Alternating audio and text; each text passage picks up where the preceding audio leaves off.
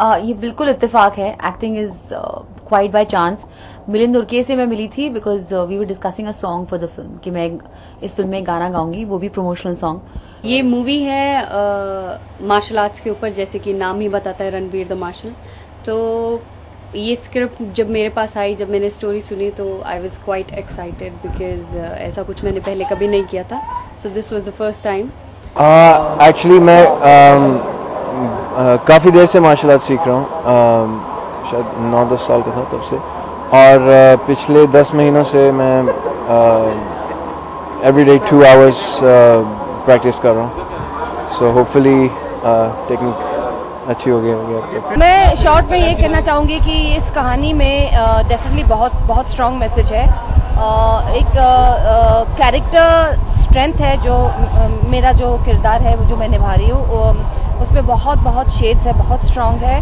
और वो अपने बेटे को वो वही अपब्रिंगिंग देना चाहती. सिंगल पेरेंट है और ऐसे कुछ चीज़ें हुए हैं उनकी ज़िंदगी में जहाँ पे वो इनको बच्चे को प्रोटेक्ट करती हैं. लेकिन एक हद आता है, एक ऐसे सिचुएशन इस फिल्म में आ जाती है जहाँ पे माँ बोलती है चल बेटा. So I found it very exciting because बहुत ही कम जो एक्ट्रेसेस हैं बॉलीवुड में वो एक्शन कम देखने को मिलती हैं, तो मुझे ये थोड़ा हटके अलग सा रेयर चीज लगी. So I said I would love to you know. So they given me a hunter, तो हंटर वाली हूं मैं इसमें, तो हंटर से मैं लोगों को मारती हूँ.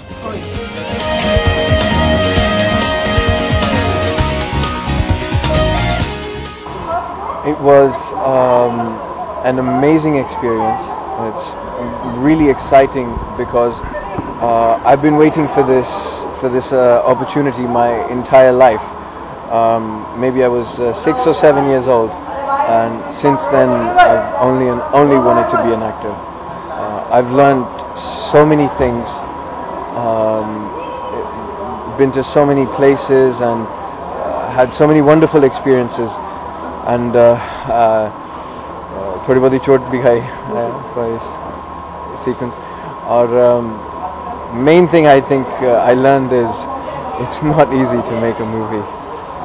It's very hard.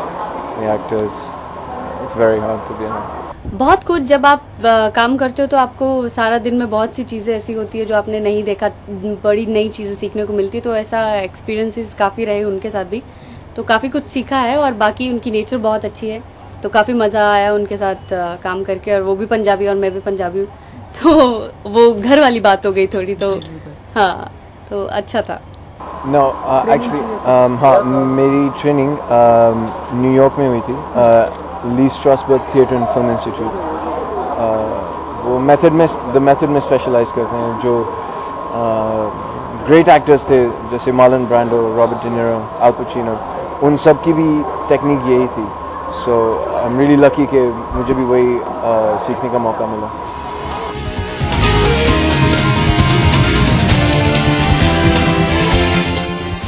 सिंगिंग तो मेरे ब्लड में है और मैं बचपन से गाती आ रही हूँ. And you know for me being in a studio for hours, मुझे पता ही नहीं चलता कि वक्त कहाँ चला जाता है. Because it's about the song, lyrics, learning the song, recording, और that time just goes. It's like a trance. आप ट्रांस में चल जाते हैं.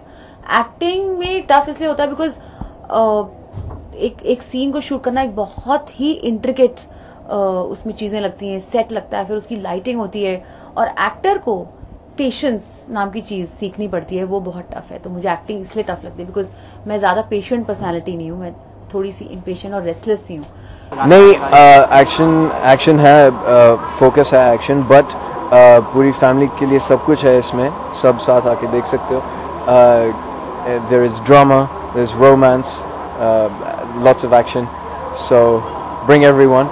And if you want to see something completely new and different that you've never seen before, India's first actual authentic martial arts movie, that's Ranveer the Marshal.